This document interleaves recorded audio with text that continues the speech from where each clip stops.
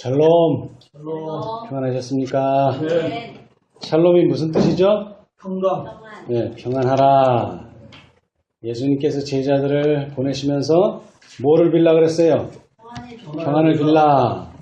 그래서 그 사람들이 받으면 그 사람들의 평안이 되겠지만 그 사람들이 거절하면요.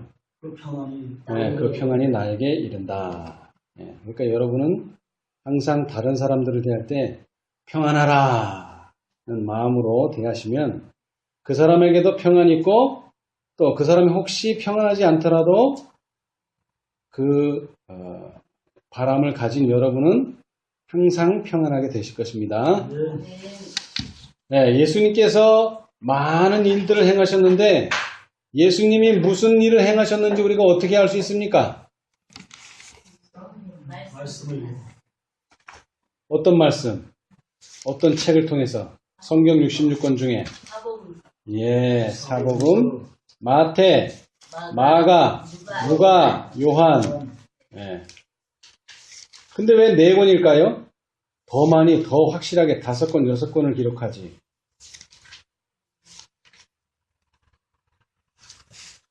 계시록에 또 이사야가 하늘을 딱 가서 보니까 하나님 보좌 옆에 누가 있어요? 네 생물이 있어요. 거기도 5생물, 6생물, 뭐 많으면 많을수록 좋잖아요. 경호를 하는 거니까. 근데 그것은 그런 의미가 아니라 상징적인 의미가 있어요. 사라고 하는 것은 상징적인 의미. 어떤 상징적인 의미가 있어요? 온 세상. 더 나아가서는 온 우주. 그죠? 계시록 7장에 4바람. 뭐 5바람, 6바람, 아니면 3바람, 2바람도 잡을 수 있는데 4바람이에요. 동서남북을 가리키는 거죠. 마찬가지예요. 예수님도 여러 가지로 묘사할 수 있지만 이 4사람이서 종합적으로 예수님을 묘사하면 그것이 확실한 예수님이 되는 거죠. 그런데 우리가 생각할 땐 그러면 4사람의 복음이 똑같아야 될 거 아니냐? 그죠? 그런데 제가 말하는 똑같다는 건 뭐냐 하면은 자, 요한이 뭐라고 말했으면 누가는 이렇게 말하고 마가는 이렇게 말하고 마태는 이렇게 말하고 이렇게 해야 되는데 어떤 기사를 보면은 요한복음에 밖에 없어요. 마태, 마가, 누가는 없어요. 특히 요한이 그런 게 많아요. 왜 그럴까요? 주님의 사랑을 가장 많이 깨달은 제자. 예. 자, 이 요한은요, 예수님 가장 가까이에 있었던 사람입니다. 근데 더 중요한 것은 요한은 뭘 받았다고요? 계시를 받았어요. 그래서 뭘 기록했어요? 요한 계시록을 기록했어요. 다시 말하자면 요한은 구속의 경륜을 12제자 중에 가장 깊이 가장 멀리 본 사람이에요. 요한은 그래요. 오늘 제가 말하고자 하는 것도 마태, 마가, 누가는 기록하지 않았어요. 요한만 기록했어요. 그리고 요한만 특별히 뭐라 그랬죠? 진실로 진실로 2번 반복하는 것은 요한복음에만 나와요. 다른 성경에는 안 나와요. 그 정도로 요한은 예수님을 가장 가까이에서 또 가장 깊게 구속의 경륜의 관점에서 이해한 사람이라는 거죠. 그래서 오늘 우리가 보고자 하는 이 내용도 상당히 구속의 경륜의 관점에서 매우 매우 중요하다. 자, 우리 요한복음 6장.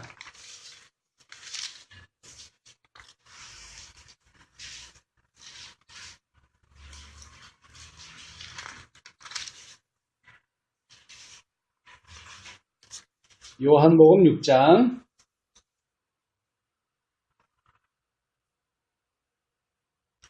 22절. 이튿날 바다 건너편에 서는 우리가 배 한 척밖에 다른 배가 거기 없는 것과 또 이제 예수께서 제자들과 함께 그 배에 오르지 아니하시고 제자들만 간 것을 보았다는. 예, 감사합니다. 자, 이튿날 언제라는 얘기예요? 이튿날. 뭐 월요일, 화요일이란 뜻이에요? 둘째 날? 그 전날 아, 그 전에 무슨 일이 벌어졌죠? 네. 그 전에 벌어진 일과 오늘 벌어질 일은 서로 상관이 있다, 없다? 있다. 그러니까 이튿날이라고 말한 거예요. 그러지 않았으면 이튿날이라고 말할 필요가 없어요. 그죠? 오늘은 오늘이고 어제는 어제인데, 그러나 오늘 제가 드리고자 하는 이 말씀은 어제에 벌어진 일과 뭐가 있다? 상관이 관련이 있다는 것입니다. 자, 그러면 어제 무슨 일이 벌어졌을까요? 아하, 그 다음 절을 읽으면 나와요. 어제 무슨 일이 벌어졌는지. 바다 건너편에 섰는 우리가 배 한 척밖에 다른 배가 거기 없는 것이고 또 어제 예수께서 제자들과 그 배에 오르지 아니하시고 제자들만 간 것을 보았다. 아니, 23절. 그러나 디베라에서 배들이 주의 축사하시는 여럿이 떡 먹던 그곳에 가까이 왔더라. 아하, 어제 무슨 일이 있었어요? 떡을 가져오사 예, 5,000명을 먹이신 일이 어제 있었어요. 오병이 그리고 어제 저녁에는요, 또 무슨 일이 있었어요? 바다에 아이고, 갈릴리 호수가 난리가 났었죠. 이게 다 연속되는 지금 사건이에요. 그런데 특별히 5,000명을 먹이신 사건은 매우 매우 중요합니다. 왜 중요합니까? 자, 우리는 예수님을 따르는 자입니까? 예수님을 앞서가는 자입니까? 예수님에게서 한참 뒤처진 자입니까? 따르는 자죠. 그런데 백성들이 5,000명 이상이 되는 사람들이 떡을 한번 딱 먹고 나더니 예수님을 따르는 자가 아니라 예수님을 이끄는 자가 되려고 그래요. 왕을 세우겠다는 거예요. 그것이 정말 이 진리가 예수님의 이 말씀이, 예수님의 이 복음이 땅끝까지 전해져야 되겠다, 이런 거면 얼마나 좋겠어요. 왕이 되셔서.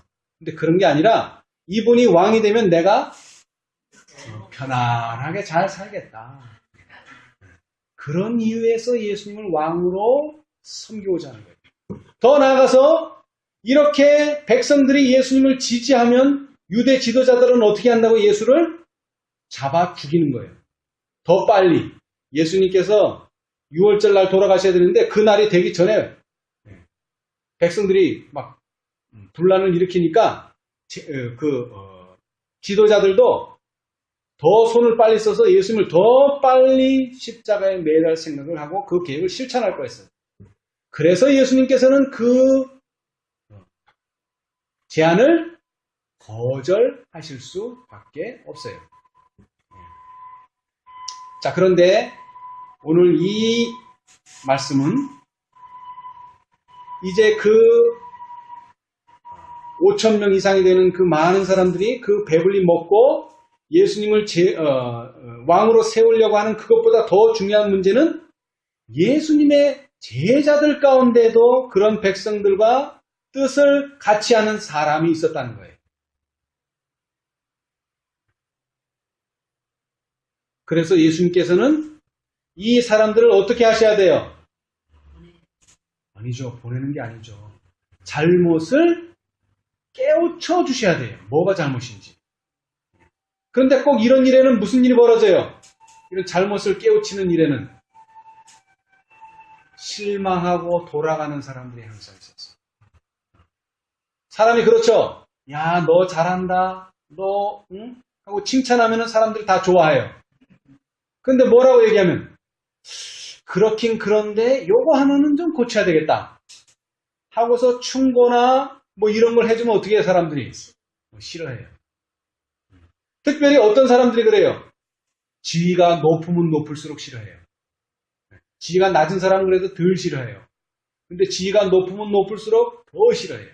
백성들보다 누가 지위가 높습니까? 뭐 지위가 높다 그러면 이상하지만 예수님과 가장 가까이 있는 제자들. 이 제자들은 사실은 예수님을 따라왔지만, 말씀이 좋아 따라왔지만 그들의 마음속에는 한 가지 또 뭐가 있어요? 야망이 있어요. 예수님이 왕이 된다면 내가 뭐가 되겠다? 좀 나도 높은 자리 하나는 차지할 수 있을 것이다. 그것이 어디에서 나오느냐 하면은 다락방, 마가의 다락방에 6월절 그 만찬을 하시기 전에 요한과 야고보의 어머니가 와서 한 말이에요. 그죠? 예수님 한 자리 하시거든. 네? 우리 하나는 우편에 하나는 좌편에 이렇게 좀 앉혀주십시오.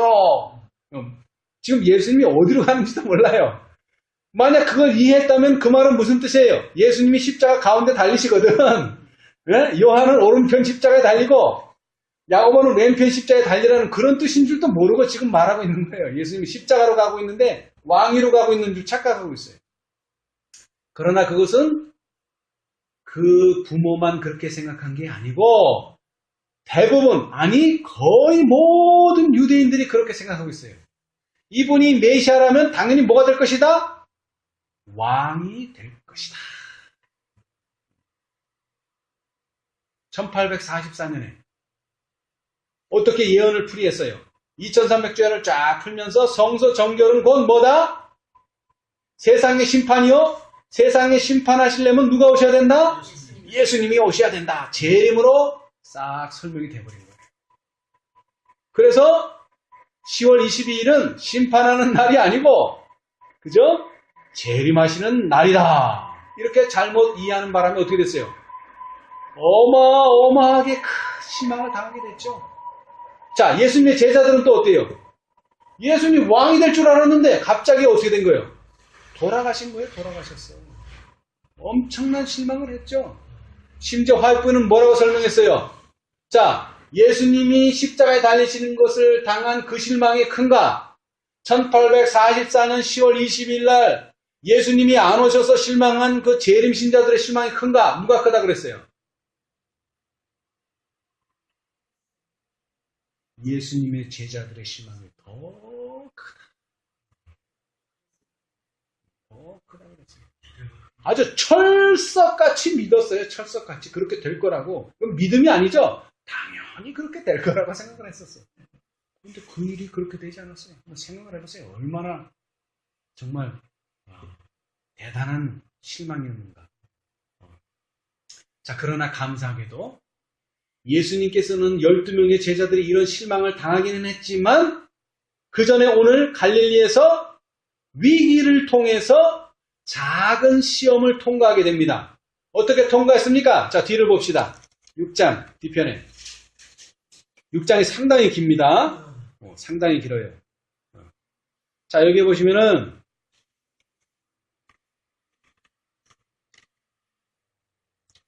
예수님께서 제자들에게 이런 말씀을 하셨을 때에 많이 돌아가 버렸어요.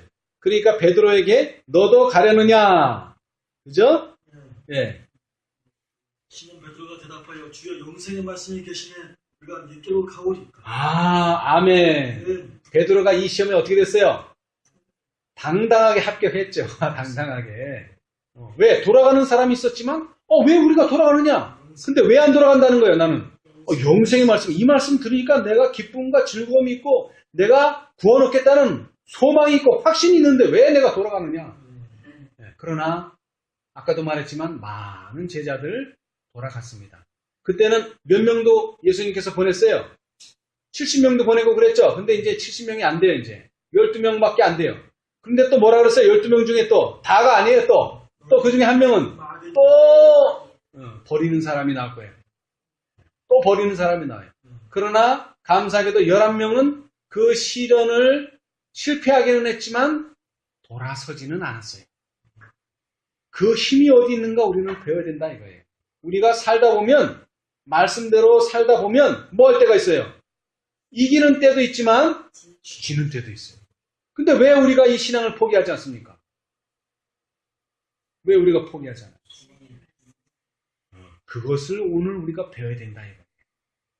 그것을 오늘 우리가 배워야 돼요. 자, 그런데 다시 말합니다. 지금 이 시험이 언제 왔다고요?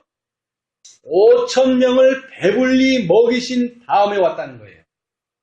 우리가 예수를 믿다 보면은 육체적으로 기쁘고 행복할 때 있어요. 배부를 때도 있어요. 예수 믿어가지고. 그런 때가 항상 있으면 얼마나 좋겠어요. 그런데 어떤 때가 있다고요? 배고플 때도 있고 시험 당할 때도 있고 고난 당할 때도 있고 욕 먹을 때도 있고 오해 당할 때도 있는 거예요. 그럴 때 우리가 어떻게 그걸 이겨나갈 수 있어요? 그게 오늘 우리가 배워야 될 교훈이라는 거죠. 자, 우리 시대의 소망 383페이지. 제목이 뭡니까? 제목이 뭐예요? 네, 갈릴리에서의 위기다. 다른 말로 하면 뭘까요? 시험이다. 이 말이에요. 시험. 자, 하나님은 당신의 백성을 시험하십니까? 시험하세요. 근데 시험은 두 가지가 있어요. 어떤 시험이 있죠? 자, 사단이 누구를 시험했어요? 광야에서. 예수님을 시험했죠. 왜 시험했어요?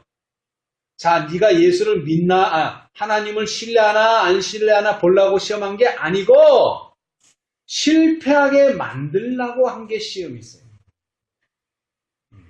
그래서 성경에서 하나님은 당신의 백성을 시험하지 않는다는 말은 그렇게 우리를 실패하도록 만드는 그런 시험을 안 한다는 뜻이지, 얘가 지금 제대로 믿고 있나 제대로 믿고 있지 않나는 테스트는 하신단 말이에요. 테스트는. 하나님은 테스트는 하세요. 그러나 사단은 테스트 정도로 끝나는 게 아니라 얘를 테스트해서 실패하도록, 낙방하도록 만드는 게 사단이 하는 시험이에요. 그러나 하나님은 그런 시험은 하지 않아요. 하나님은 그런 시험은 절대 하지 않아요. 하나님은 근데 사실 하나님은 아시죠? 누가 몰라? 내가 몰라, 내가 모르니까 네가 너를 봐라. 뭐를 통해서? 시험을 통해서 보라는 거예요. 시험을 통해서. 그래서 하나님께서는 시험을 허락하신다. 그래서 우리가 시험을 잘 통과하면 참 기분이 좋지만 시험에 뭐 할 때도 있다고요? 실패할 때도 있어요. 그러나 우리는 낙담할 필요는 없어요. 내가 이번 시험은 잘 못했는데 내가 다음 시험에는 내가 잘하겠다. 자극제를 주는 거예요. 그렇죠? 그러면 하나님께서는 왜 이런 시험들을 주시느냐? 마지막에 있을 십자가라고 하는 마지막 테스트를 통과하도록 하기 위해서, 그러니까 학년 말 시험을 잘 보기 위해서 학년 내내 뭐예요? 쪽지 시험도 보고 중간고사도 보고 기말고사도 보는 거예요. 아시겠어요? 뭐 하기 위해서? 학년 말 고사를 통과하기 위해서. 그래야지 뭐가 안 되는 거예요? 유급이 안 되고 다른 학년으로 넘어가는 거죠. 그죠? 우리도 마찬가지예요. 세상에서 자그마한 시험을 통과해서 마지막 우리 앞에 있는 게 뭡니까? 응? 일요일 법령과 야곱의 환란을 통과해야 되잖아요. 그렇죠? 그렇기 위해서 지금 오늘 그런 거 있기 전에 조금씩 테스트를 받는 거예요, 지금. 그래서 그 테스트를 받을 때마다 뭐예요? 내가 요게 부족하구나. 그거 고치고. 저게 부족하구나. 저거 고치고. 계속 고쳐야 돼요. 근데 한꺼번에 시험을 보면 돼요, 안 돼요? 안 되죠. 그만한 힘이 없어요, 우리에게는. 그래서 하나님께서 어떻게 인도하신다고요? 한 걸음. 이렇게 인도하시지, 막 2걸음, 3걸음, 4걸음씩 막 팍팍 가는 게 아닙니다. 하나님은 절대 그렇게 인도하시지 않아요. 자, 봅시다. 오늘 이 시험에서 어떤 시험이 되는가? 자, 383페이지, 시대의 소망, 구속역서 753페이지. 백성들이 당신을 왕이라고 선언하는 것을 금하셨을 때에 그리스도께서는 당신의 생애에 뭐가 이르렀다고요? 전환점이 이르렀다는 걸 아셨다. 이게 무슨 뜻입니까? 십자가가 가까이 왔다는 것입니다, 여러분. 예수님은 이미 캐치하셨어요. 내가 죽을 날이 멀지 않았구나. 왜 그렇게 생각했는가 봅시다. 오늘 예수님을 왕으로 추대하기를 원하였던 군중들이 내일은 어떻게 변해요? 당신에게서 돌아설 것이었다. 왜 돌아서요? 자기 마음에 안 맞으니까 돌아서는 거예요. 다른 거 없어요. 이기적인 야심이 뭐를 당하게 될 때? 실망을 당하게 될 때 그들의 사랑은 뭐로 변해요? 증오로 변하고 찬송은 저주로 변할 것이었다. 여러분, 예수님께서 십자가에 달리시기 전에 재판정에 있을 때 뭐라고 그랬어요? 사람들이 누구를 놓아주라 그랬더니 뭐라 그랬어요? 바라봐요. 근데 그 사람들이 누구라고요? 배불리 떡 먹은 사람들이 다른 사람 아니고 그거 경험한 사람들이에요. 예수님의 이적을 경험한 사람들. 그 다음에 그러면 예수를 어떻게 하라? 그러니까 뭐라 그랬어요? 십자가에 못 박게 하소서. 그 사람들이 누구라고요? 예수님을 왕으로 앉히려던 사람이었었어요. 근데 자기가 하고자 하는 일이 뭐 되니까? 좌절당하니까 이제는 예수님의 원수가 돼버린 거예요. 여러분, 원수가 어디에 있다고요? 저 사촌이네 원수라고요? 원수가 집 안에 있다. 집 안에 있어요. 집 밖에 있는 게 아니에요. 자, 그 다음에 조금 더 내려와서요. 다 읽으면 좋습니다만은, 자, 거기 구속역사 753페이지, 시대의소망 383페이지, 오른쪽 단 맨 밑에서 하나, 둘, 세 번째 줄. 그리스도와 관계를 맺은 자들 가운데는 세상적 나라에 대한 희망에서 이끌렸던 자들이 어떻게 있었다고요? 많이 있었다는 거예요. 소위 뭐라 그래요? 꿩 먹고 알 먹자고 하는 사람들이 많이 있었다는 거예요. 그러나 그 사람들이 어느 정도는 예수님과 동행할 수 있지만 뭐가 오면요? 시험이 오면은 호로로로 떠나가요. 시험이 오면. 자, 그래서 여기는 분명히 그랬어요. 사람이 많다 하는 건 그 속에 뭐가 섞여 있다는 거예요? 가라지가 섞여 있다는 거예요. 자, 왜 그런가 봅시다. 한 장을 앞으로 넘겨보세요. 구속의 역사 751페이지. 호수의 밤에서 어떤 말씀을 하셨는가? 선지자께서. 시대의 소망 379페이지. 구속의 역사 751페이지 오른쪽 단. 오른쪽 단. 위에서 하나, 둘, 셋, 넷, 다섯, 여섯, 일곱, 여덟, 아홉. 여덟 번째. 구주께서는 지상에서 봉사하실 기한이 거의 끝난 것과, 그죠? 거의 끝난 것. 여기서는 뭐라고 표현했어요? 아까 우리는 생애의 전환점. 그죠? 이제 십자가의 그늘 밑으로 들어가신 거예요. 예수님께서 이제. 이 사건을 통해서. 끝난 것과 당신을 구주로 영접할 사람이 뭐라고요? 매우 드물 것을 아셨다. 근데 오늘 다음날 아침에 보니까 뭐예요? 어때? 사람들 엄청 많이 왔어. 그럼 뭐라는 얘기예요? 그 안에 뭐가 섞여 있다는 얘기예요?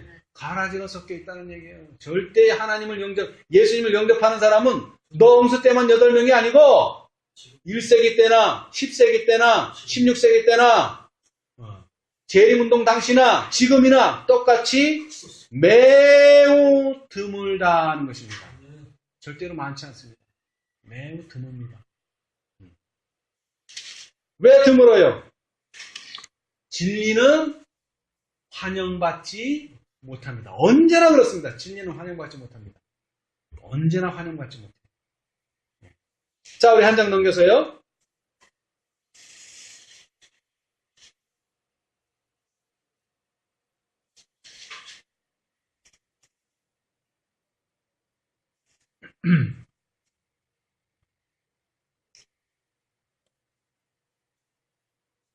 자, 거기 구속의 역사 754페이지, 그 다음에 시대의 소망 383페이지, 맨 위에 왼쪽에 첫 번째 줄, 보리떡의 이적에서 가르치신 깊은 영적 교훈은 이해되지 못하였다. 뭐가 도대체 이해가 안 됐을까요? 뭐가 이해 안 됐다는 걸까요? 자, 사람들은 뭘 먹었어요, 지금? 떡을 먹었죠? 어떤 떡을? 육신의 떡을 먹었어요. 그래서 예수님을 왕으로 앉히려는 이유는 육신의 떡을 계속 공급해 달라는 의미로 예수님을 왕으로 세우려고 그랬어요. 그죠? 그런데 예수님의 교훈은 그게 아니고, 뭐를 배불리 먹으라는 거예요? 영적인 양식을 배불리 먹어라 라는 뜻인데, 사람들은 그거는 영적인 양식은 관심이 없고 그저 육적인 양식, 이 세상에서 잘 먹고 잘 살게 해달라, 거기에 포인트를 맞췄다는 거예요. 그래서 깊은 영적 교훈을 깨닫지 못했다는 거예요. 이 교훈은 명백히 드러나야 하였다. 자, 명백히 드러난다는 건 무슨 뜻이냐면은 한 번 더 강조한다는 거예요. 그죠? 진실로 하면 되는데 더 강조해서 뭐? 진실로 반복. 2번 이상이라는 건 뭐예요? 반복이라는 뜻이에요. 다시 반복하는 거예요. 오늘은 떡을 주지는 않습니다만 오늘은 그 떡 먹은 것에 대한 설명을 해주십니다. 그 떡이 뭐라고요? 육신의 떡이 아니라 살리는 영적인 떡이다. 그걸 설명하시는 거예요. 자, 그러면서 그런데 이 새로운 계시는, 여러분 계시가 뭐예요? 계시. 숨어있는 걸. 그렇죠. 내가 깨닫지 못한 어떤 빛 진리를 열어서 보여주는 거예요. 오늘 우리가 듣는 요한복음 6장 하반부에 나오는 이 진리는 뭐라고요? 새로운 계시입니다. 여러분, 새로운 계시. 계시록 14장은 세 천사의 기별이지만 계시록 18장은 뭐예요? 그 세 천사의 기별에 더해지는 새로운 계시입니다. 이걸 이해하셔야 돼요. 그러나 다시 말하지만 세 천사의 기별을 벗어나는 것이 아니고 뭐라고요? 세 천사의 기별에 힘과 능력을 주는 새로운 계시라는 거죠. 자, 계시는 그와 함께 더 심한 뭐를 가져올 것이었다? 뭐를 가져올 것이었다? 시험을 가져올 것이었다. 자, 시험을 치면 뭐가 나와요? 여러분, 시험 보기 전에는 너나 나나 다 똑같아요. 예. 결과를 몰라요. 그러나 시험을 딱 보면 뭐가 나타나요? 패스한 사람, 합격한 사람과 뭐한 사람? 통과 못한 사람이 분명히 분리가 일어나요. 그게 바로 시험의 목적입니다. 자, 그러나 하나님은 이것이 목적이 아니에요. 지금 목적은 이거 지금 네가 알곡이냐, 네가 가라지냐, 이거 분리하는 게 아니죠. 뭐죠? 이것을 통해서 더 분발하도록 하는 거였었어요. 그런데 안타깝게도 여기서 분발하지 못하고 나는 실력이 안 되니까 더 이상 당신하고는 같이 안 다니겠습니다. 하고서 뭐 하는 사람이 나타났어요? 떠나가는 사람이 나타났다는 안타까운 소식입니다. 여러분, 최종적인 시험은 뭡니까? 갈바리의 시험입니다, 여러분. 그 최종적인 시험을 위해서 오늘 작은 시험을 주신 거예요. 그 내용이 어디 있느냐 하면은, 자, 394페이지. 맨 뒤편. 오늘 우리가 배우자 하는 장의 맨 뒤편.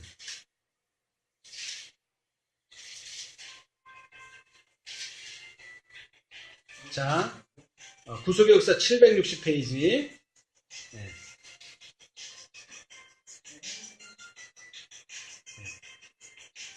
자, 거기 보면은 맨 밑에 문장 보세요. 보이세요? 자, 당신 앞에 기다리고 있는 운명을 다 아신 긍휼이 많으신 구주께서는 그랬는데, 자, 여러분, 예수님께서 가장 운명적인 사건이 뭡니까? 십자가죠. 뭐 다른 거 아니죠. 십자가죠. 그죠? 자, 그런 걸 다 아시는 구주께서는 제자들을 위하여, 그죠? 근데 예수님의 믿음은 그거 감당할 수 있어요. 그죠? 그런데 이 제자들의 믿음은 감당이 안 되죠. 감당이 안 돼. 그래서 구주께서는 제자들을 위하여 길을 어떻게? 고르게 하십니다. 고르게. 네? 그래서 뭐를 주셨다는 거예요? 작은 시험들을 하나씩 십자가 가기 전에 조금씩 낫다는 거예요. 그래서 그거를 통과하면서 뭐가 자꾸 커가지는 거죠? 믿음이 자라나는, 믿음이 커가고 믿음이 자라나는 거예요. 네. 그들은 가장 극렬한 시험에 대비하게 하셨으며 마지막 시험을 위하여 그들의 힘을 북돋아 주었다. 마지막 시험이 뭐예요? 십자가의 시험을. 그때 실패는 했지만 일어설 수 있는 힘은 있었어. 근데 유다는요, 팡 넘어지더니 돌아오질 못하는 거예요. 그죠? 이 시험에서는 견뎌냈는데, 누가? 유다가 견뎌냈는데, 계속되는 시험에 계속 자라나고 계속 믿음이 강해져야 되는데, 거기에 부응하지 못하니까 결국 뭐예요? 마지막 시험, 가장 극렬한 시험에서 탈락하고 만 거예요. 우리도 마찬가지예요. 우리도 마지막 시험이 뭡니까? 야곱의 환란, 또 일요일 법령. 근데 사람들은 다 뭐라 그래요? 내가 그때 가면 내가 헌신하고 지금은 내가 안식을 못 지키는데 그때는 마지막이니까 모든 걸 다 버린다 이거예요. 지금은 마지막이 아니라 조금 시간이 있으니까 조금은 타협하다가, 근데 그거는 자기 생각이라는 거죠. 그리고 또 뭐냐면은, 자, 역도 선수가 지금 딱 그 데이터를 보면 나오잖아요. 누가 1등 했는지. 내가 만약 금메달을 따고 싶다 그러면 전에 1등한 사람보다 더 들어야 되겠어요? 덜 들어야 되겠어요? 당연히 더 들어야지. 전에 100kg 급수 라이트급인지 몸무게로 하니까, 사람 몸무게로 하니까 내 급수에서 지난번 금메달이 100kg를 들었다면 내가 최소한 얼마를 들어야지 금메달을 딸 수 있어요? 101은 들어야 된단 말이에요. 그럼 연습을 어떻게 해야 돼요? 그 101에 맞춰서 해야 되죠. 그죠? 그런데 내가 여태까지 99밖에 못 들었어. 근데 2kg를 늘려가지고 101kg를 들어가지고 연습할 수 있어요, 없어요? 당연히 안 되지. 자, 내가 99kg를 들었다면 뭐로 연습해야 돼? 99.5로 연습하는 거예요. 근데 이제 이게 가뿐해. 그럼 이제 그 다음은 뭐예요? 100. 그죠? 응? 연습을 해가지고 매번 500g씩을 늘려나가는 거야. 그래서 최후의 올림픽 날에 가서 101kg를 들어야 수 있도록 훈련을 하듯이 우리도 마찬가지예요. 그런데 일요일 협력이 언제 날 줄 알아? 모르지. 우리는 모르지. 그러니까 하나님께서 어떻게 하는 거예요? 자기 계획표에 따라서, 하나님의 계획표에 따라서 우리를 테스트에 집어넣는 거예요. 시험을 집어넣는 거예요. 그런데 우리가 딱 시험을 당하니까 어떤 시험 같아요? 이 정도야? 내 걷더니 이게 이런 시험 같아요? 그런 시험은 없어요. 막 진짜 이거 막 죽을 것 같지? 그래야지 시험이 되지. 이건 별거 아니네. 이게 시험이 되겠어요? 여러분, 시험이라는 말의 뜻이 뭐예요? 쉽다는 거예요? 어렵다는 거예요? 뭐 할 만큼? 아이고, 포기하고 싶을 만큼. 이기고 지고를 떠나서, 난 포기하고 싶어. 이럴 생각이 아주 꿀떡 같아요, 아주. 그래야지 시험이 되는 거예요. 그러지 않으면 시험 안 돼요. 그래야지 내가 어떻게 돼요? 자라나는 거예요. 맨날 하는 방식대로, 맨날 하는 그대로 하면 절대로 우리가 신앙이 자라날 수가 없어요. 그런데 오늘날 많은 재림을 기다리는 사람들이 뭐라고 생각합니까? 내가 지금은 이렇지만 그때 가면은 내가 달라질 거라고 하고 뭐를 하고 생각하고 있어요? 꿈을 꾸고 있어요. 꿈을. 절대 꿈꾸면 안 됩니다. 꿈이 뭐가 돼야 돼요? 현실이 되도록 오늘 우리가 믿음을 가져야 돼요. 믿음을. 다른 게 아니에요. 믿음을 가져야 돼요. 근데 그 믿음이라는 게 뭔가 봅시다. 믿음이라는 건 뭐라고요? 내가 생각할 때 요거 되겠다 하는 거 믿는 거는 믿음이 아닙니다. 내가 아무리 생각하고 내가 아무리 상상해봐도 이것은 불가능하다. 는데 어디에는 나와 있어요? 말씀에는 나와 있어. 말씀에는. 그것을 내 생각에는 이거 안 되는데. 그렇지만 말씀에 나와 있다는 거예요. 그 말씀을 믿는, 불가능하다고 내가 생각하지만 말씀에 나와 있는 그 불가능한 일을 믿는 것이 믿음이다. 오늘 그걸 보여주는 거예요. 예수님께서는. 다른 거 아니에요. 우리가 오늘 그걸 배우지 못한다면 나중에 일요일 협력 갔는데 또 무슨 일이에요? 그때도 불가능한 일이지. 그것도 불가능한 일이지. 그런데 전에 불가능한 일을 가능하게 만들어주시는 말씀의 경험이 없으면 그때 가서도 우리는 어쩔 수 없게 포기하게 돼요. 그냥 단숨에 포기는 안 합니다. 어쩔 수 없게 포기하게 돼요. 그래서 짐승의 표는 이마에나 어디에? 오른손에 받게 된다. 왜? 이마에는 이론적으로는 다 돼 있어. 일요일 협령 끝나고 거기엔 내가 들어갈 거다라고 이게 머릿속에 들어가 있어. 근데 실제는 그렇지가 않다. 손은 실제를 말합니다. 손은 실제예요. 실제. 손이 더러운 자는 뭐라고 그랬어요? 그 행실이 더러운 자를 말하는 거예요. 손이 더럽다는 건 행실이 더러워. 근데 뭘로 잡아? 손으로 잡는 거예요. 왜? 이론적으로는 알고 있는 지식은 안식일이 맞고 하나님이 옳고 하나님이 선하시고 하나님은 능력자예요. 그런데 뭐는 안 돼? 그 믿음의 행사가 안 되는 거예요. 쉬운 예를 들게요. 자, 아버지가 아들을 엄청나게 훈련을 시켰어요. 수영할 수 있는 훈련을. 그런데 이 애가 왜 수영을 못하느냐면 실력이 없어서가 아니라 어렸을 때 엄마가 얘를 모욕시키다가 물을 먹인 거예요, 애를. 그러니까 얘는 뭐예요? 물에 대한 공포가 있는 거예요. 물에 대한 공포가 있어요. 그런데 이제 나이가 들어서 이제 아버지가 그 공포를 없애려고 조금씩 얕은 데서부터 시작했겠죠? 그래서 확실하게 해서 이제 육체적으로는 훈련을 잘해서 뭐 할 수 있어? 수영을 할 수 있어. 근데 여태까지는 수영을 어떻게 했느냐? 아버지 옆에서 아버지를 보면서 했었어.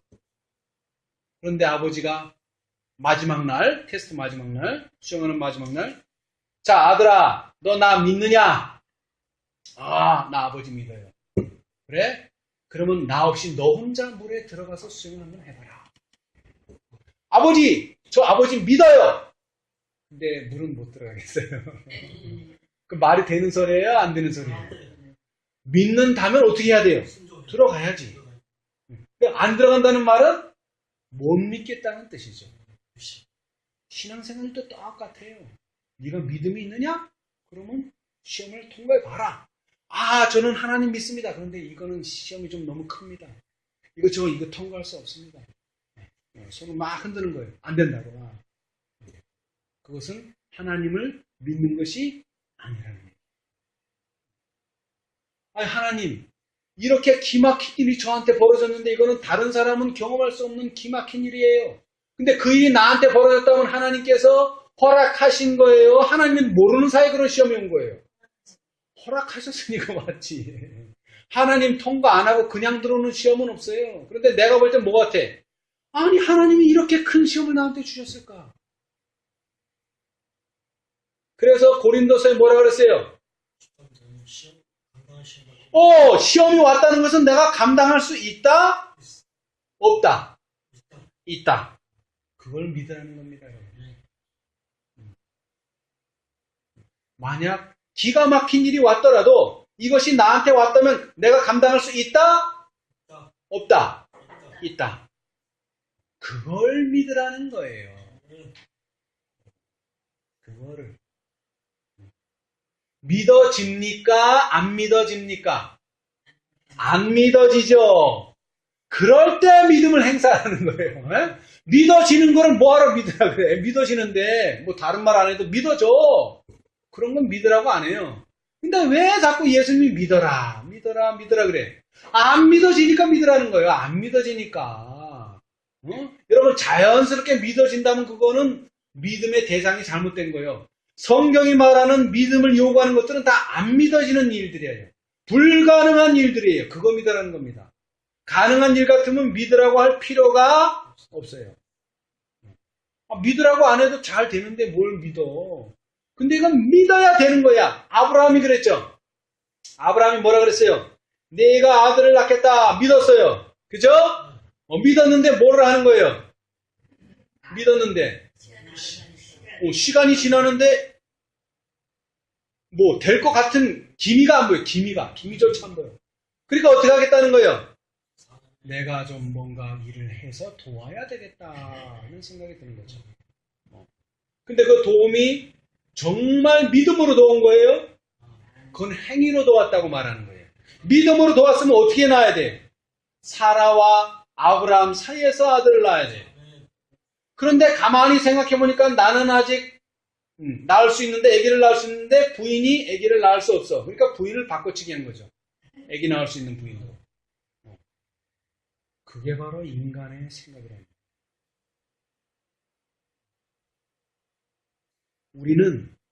우리가 하나님의 세상의 빛이 되고 세상의 소금이 되는 것은 불가능한 일입니다. 할 수 없는 일이에요. 내가 조금만 부지런하고 내가 조금만 하면 되는 게 아니고 할 수 없는 일이에요. 그러나 누가 도와주셔야 돼요? 하나님이 도와주셔야 돼요. 그러니까 내가 하는 게 아니야. 하나님이 하는 일을 내가 따라가는 거야. 말 그대로 따라가는 게 돼야 돼. 그런데 아브라함은 어떻게 하려고 그랬어요? 예수님을 앞서가서 따라오게 하려고 했어요. 예수님 이 방법대로 해야 돼요. 예수님 방법은 안 돼요. 그거 불가능한 거예요. 그래서 예수님을 인도하려다가 어떻게 됐어요? 시험에 들었죠. 엄청나게 큰 시험에 들었어요. 오늘날 그 이슬람 종교가 어떻게 돼버렸어요? 네? 난리가 났죠. 근데 사실은 그것은 그 이스마엘과 이삭의 문제이기는 하지만 사실 정말 미국이라고 하는 나라가 정말 개신교의 국가 미국이 정말 성경을 이해하고 하나님의 뜻을 이해했다면 어떻게 했을까요? 눈은 눈으로, 이는 이로 하지 않았을 거예요. 그러면 오늘날 이슬람교가 이렇게 테러를 할 일도 없어요. 근데 왜 그렇게 했어요? 개신교의 체면 때문에 그렇게 한 거예요. 개신교의 체면. 그죠? 나는 개신교인데 이슬람교를 보고 있을 수 없다 이거죠. 그러니까 무력 행사를 한 거예요. 힘은, 군사력은 좋겠다. 하나님은 절대로 뭐를 하지 않아요. 무력으로 하지 않아요. 무력으로 절대로. 우리는 절대로 무력을 사용해서는 안 돼요. 절대로. 절대로. 뭐를 하더라도 교회를 뺏겨도 무력을 사용하면 안 돼. 11금을 뺏겨도 연금을 뺏겨도 절대로 무력을 사용하면 안 돼. 뺏기고 말아야지. 여러분 1951년에 무슨 일이 벌어졌어요? 개혁운동이 두 쪽에 빵 나버렸어요. 그래서 미국에 있는 교회는 다 잃어버렸어요. IMS가. RM한테 잃어버렸단 말이에요. 그래서 뭐를 했어요? 재판을 걸었죠. 근데 나중에 뭐라 그랬어요? 이것은 하나님의 뜻이 아니다. 우리가 이 재산을 다 잃어버리더라도 재판으로 가지는 말자. 이방인의 웃음거리가 된다. 그래서 재판을 포기했습니다. 그래서 뭐가 되는 거예요? 하나님이 우리와 함께하는 거예요. 하나님의 능력은 우리가 세상적인 방법을 포기하고 내 방법을 포기할 때 하나님이 도와주시는 거예요. 그러나 우리가 세상적인 방법을 쓰고 그런 방법을 가지고 있는 한 하나님께서는 도울래야 도울 수가 없어요. 왜? 하나님께서 도우면 누가 이긴 거예요?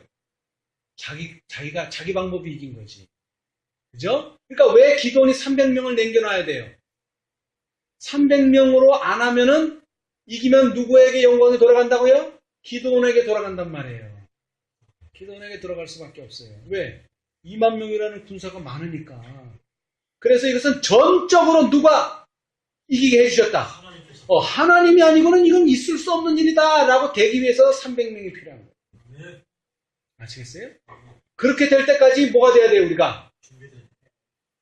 그렇게 될 때까지 자기가 죽어야 돼요. 자기가 죽어야 돼요. 내가 가지고 있는 지식, 내가 가지고 있는 신분, 내가 가지고 있는 모든 것을 다 포기하고 하나님만 의지하는 방법입니다. 자, 여기 봅시다. 자, 좀 위에 가서요. 394페이지 시대에서만 구속역사 760페이지 왼쪽 단 두 번째 예수께서 당신의 많은 제자들이 돌아선 원인이 된 시험하는 진리를 제시하셨을 때에 그분은 당신의 말씀의 결과가 어떻게 될 것을 아셨다. 이 말의 뜻이 뭡니까? 이 진리를 제시하면 어떻게 된다고요? 다 많은 사람이 떠나갈 걸 아셨어요. 그러면 떠나가는 거 안 보이고 많은 사람들이 예수님의 편에 있다는 거 보여주려면 이 진리를 제시 안 하면 돼. 그죠? 그러면 돼.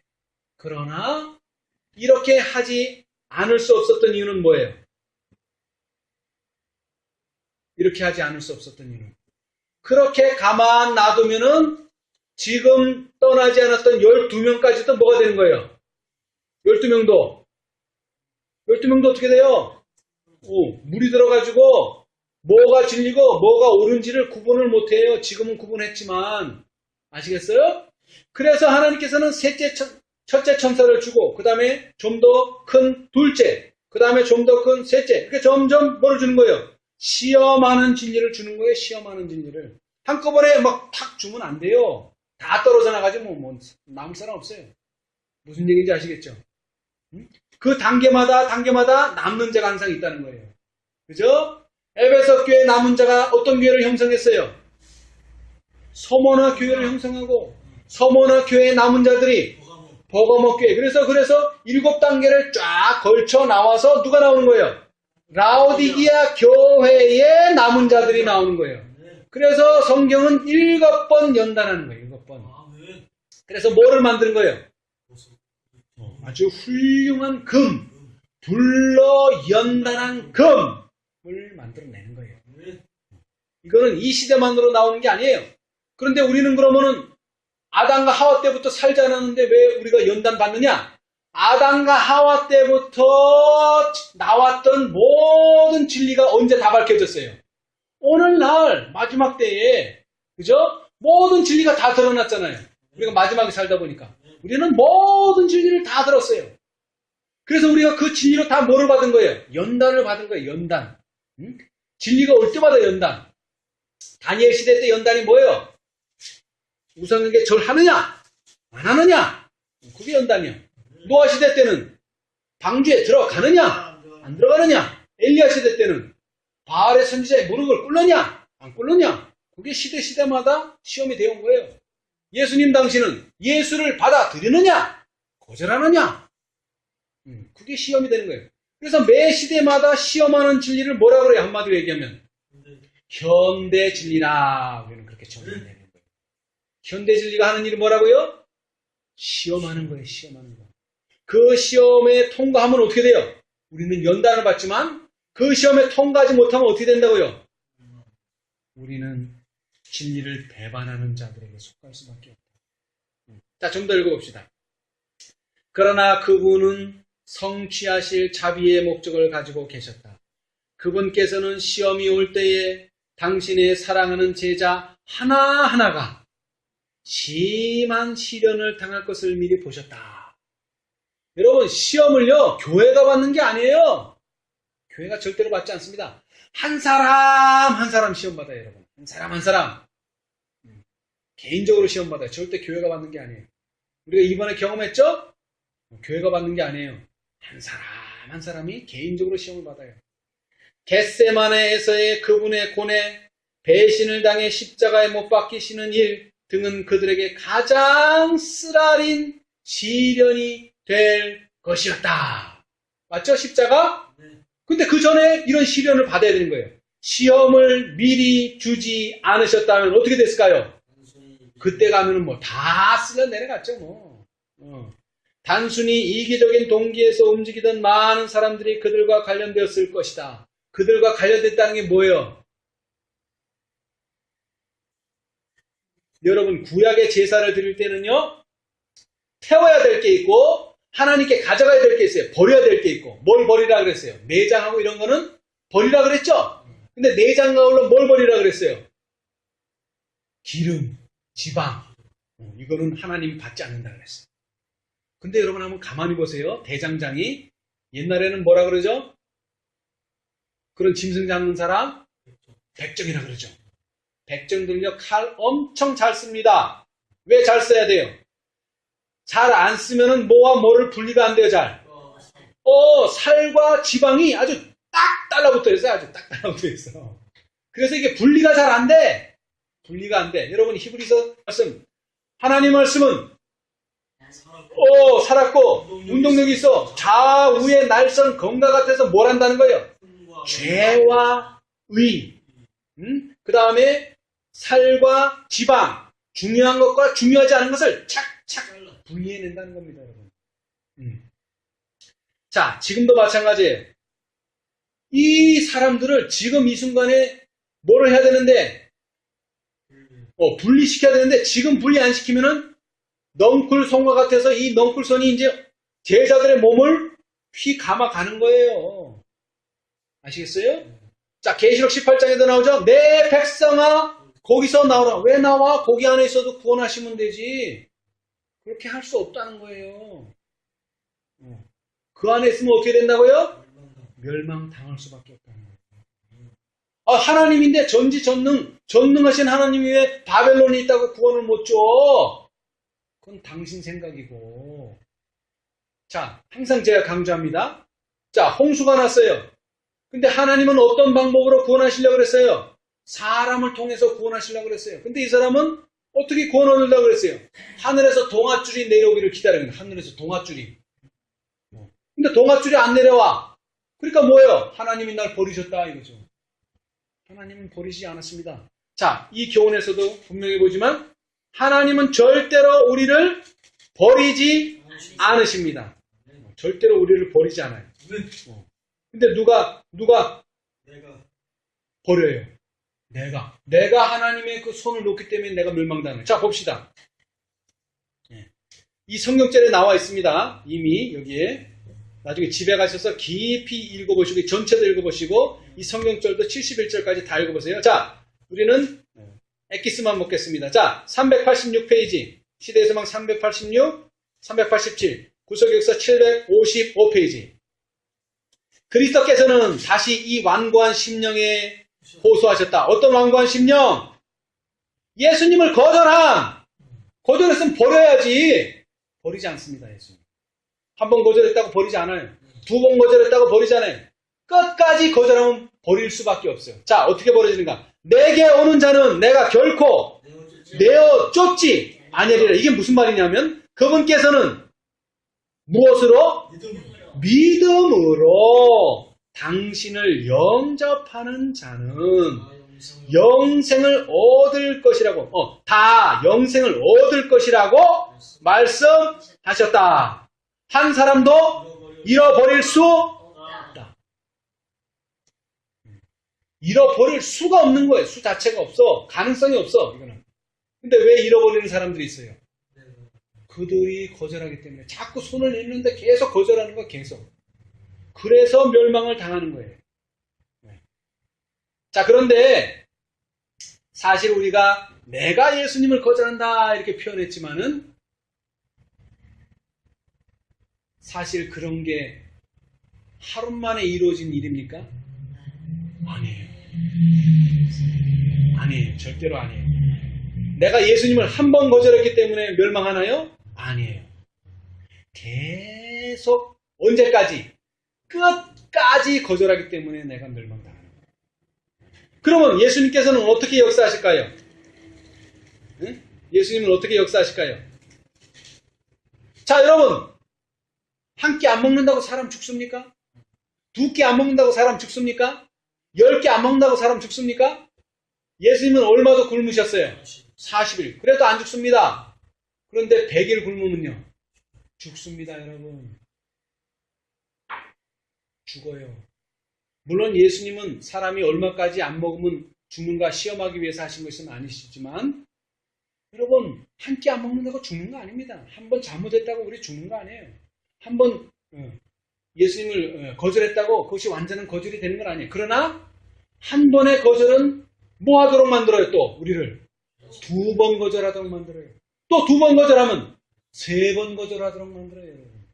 그게 무서운 것일 뿐이에요. 그래서 내가 그 세 번 거절을 돌이키고 오는데 더 힘든다. 한 번 거절할 때보다 더 힘들어진다는 거예요. 아시겠어요? 네. 그러나 한 번 거절하고 두 번 거절하고 세 번 거절한다고 예수님께서 우리를 버리시는 것은 절대로 아닙니다. 여러분, 절대로 아니에요. 그러나 예수님께서는 어떻게 역사하시느냐? 성령을 통해서 역사하십니다. 성령. 자, 그래서 우리는 믿음으로 성령을 받아들여야 되겠습니다. 네. 자, 우리 이 내용만 하고 마치겠습니다. 자, 여러분 영생을 가졌습니까? 네. 근데 이런 사람이 있어요. 여러분, 영생을 가졌습니까? 하면은, 내가 영생을 가졌나? 생각하는 사람이 있어요. 그러면 어떤 결과가 돌아올까요? 어떤 결과가 돌아올까요? 네? 아니요. 내가 영생을 가졌다고 생각이 들 때도 있어요. 근데 또 어떤 때도 있어요. 생각은, 내가 이래가지고 구원 얻을 수 있나? 내가 생명을 가지고 있나? 영생을 얻었을까라고 생각이 들 때도 있어요. 있어요. 분명히 있어요. 모세도 있어요. 나중에 가서 모세한테 물어보세요. 그런 때가 있었나. 에녹도 있어요. 그 다음에 또 누구도 있었을까요? 다니엘도 그런 때가 있었을 겁니다. 자, 그래서 우리가 여기서 한 가지 배워야 될 게 있어요. 자, 진실로 내게 이르노니 믿는 자는 영생을 가졌다. 자, 거기 한번 봅시다. 자, 388페이지. 자, 여러분, 믿음 좋은 사람은 뭐라고요? 믿음 좋은 사람은 누가 당신한테 그런 질문을 할 때는 생각을 하면 안 돼요. 그죠? 생각을 하면 어떻게 돼요? 시험에 듭니다. 시험에 들어요. 그러나 자신이 그렇게 확고한가 아닌가 연구할 때는 생각을 많이 해야 되지만 누군가 그런 질문을 한다면 생각하지 말고 말씀으로 대답해야 돼요. 즉시로. 아시겠어요? 내가 정말 그런가 안 그런가 생각하면 시험에 든단 말이에요. 말 그대로 시험에 들어요. 자, 다시 읽습니다. 거기 왼쪽 단 맨 밑에 구세역사 756페이지. 진실로 진실로 너에게 이르노니 누구는 믿는 자는 영생을 가졌다. 이 말씀을 들었던 사랑하는 요한을 통하여 성령께서는 교회에게 이렇게 선언하셨다. 자, 누구에게 선언했다고요? 교회에게.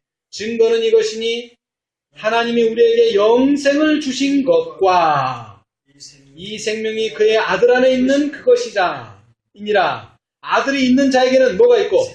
생명이 있다. 또 예수께서는 그를 내가 마지막 날에 다시 살리리라고 말씀하셨다. 그리스도께서 우리와 한 육체가 되신 것은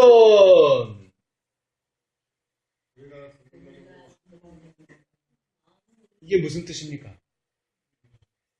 예수님이 왜 육체를 가지셨어요? 왜 인간이 되셨어요? 마음이 하나가 되려고 그랬거든요. 마음이 하나. 마음이 하나. 응? 응? 그래서 뭐라 그래요? 일심동체다. 여호와 중에는 맨날 그래요. 어떻게 사람이 셋인데 어떻게 하나가 되느냐고. 백날 해도 그 사람들은 이해를 못해요. 근데 우리는 이미 생활에서도 그렇고 예언의 신에도 그렇고 뭐라고요? 육체가 하나가 된다는 말은 뭐라고? 마음이 하나가 된다는 거예요. 마음이. 하나님이 어떻게 하나가 돼? 세 분인데 세 분의 인격이 다 다른데 뜻과 동기와 목적에 있어서 하나라는 얘기지 뭐 다른 얘기가 아니에요. 자, 그렇듯이 예수님께서 육체가 되신 이유는 그저 육체가 하나라는 거기에 의미가 있는 게 아니고 뭐라고요? 그 육체를 가지고 죄와 상관없는 자, 죄를 이기신 자가 되었다고 하는 그 마음을 우리가 이해해야 된다는 거예요. 그 마음이 하나가 돼야 된다는 거예요. 자, 그래서 좀 더 읽어봅시다. 우리가 무덤에서 나오게 되는 것은 자, 그렇게 믿는 사람들은 어떻게 돼요? 부활의 날에 당연히 일어나겠죠. 이러한 결합으로 말미암는 것이니 이는 단지 그리스도의 능력이 나타난 뿐만 아니라 믿음으로 말미암아 그분의 생명이 우리의 것이 되었기 때문이다. 믿음은 뭐도 살린다고요? 죽은 자도 살립니다. 죽은 자도 살려요. 그런데 살아있는 우리가 예수를 믿는데 왜 못 살려요? 살아있는 우리가 믿는데 무덤에 있는 사람들도 일어나는데 자, 그러려면 믿음을 잘 활용하셔야 돼. 그리스도를 그 진정한 품성 그대로 보고 마음에 받아들이는 자들은 영생을 얻는다. 자, 그 다음 중요해요. 그리스도께서 우리 안에 사시는 것은 근데 예수님께서 어떻게 살아요? 우리 안에. 갈라디아 2장 10절 내가 그리스도와 함께 십자가에 못 박혔나니. 네, 내가 어떻게 사는 거예요? 믿음으로지 믿음으로. 네. 당신의 아들을 믿는 믿음으로. 자, 그래서 여기서 좀 더 자세하게 그리스도께서 믿음으로 우리 안에 사시는 것은 성령을 통해서이며 또 뭐라 그랬어요? 믿음 나오네. 믿음으로 마음에 하나님의 성령을 받아들이는 것이 영생의 시작이 된다. 아멘. 영생은 하늘나라 가서 하는 게 아닙니다. 이 세상에서부터 시작하는 거예요. 근데 어떻게? 믿음으로 누구를 받아들여요? 하나님의 성령을 마음에 받아들임으로 시작된다. 성령이 역사해야 돼요. 그래야지 우리가 그리스도의 품성을 나타낼 수 있어요. 성령이 역사해야 돼요. 근데 성령이 어떻게 역사합니까? 성령이 어떻게 역사해요? 성령이 어떻게 일해요? 말씀. 성령은 말씀을 먹고 삽니다, 여러분. 성령은 우리가 먹는 밥 먹고 사는 게 아니에요. 우리가 하는 생각으로 사는 게 아니에요. 성령은 오로지 당신의 말씀을 먹고 삽니다. 그래서 예수님께서도 우리와 같은 육체로 오셨는데 그 안에 또 뭐가 있어요? 성령이 있어요. 예수님은 성령이. 성령과 동행이. 그래 뭐라 그랬어요? 요한복음 1장 14절에 말씀이 육신이 되어 우리 가운데 거하심에 그 영광을 보니 독생자의 영광이요 은혜와 진리가 충만하더라. 아멘.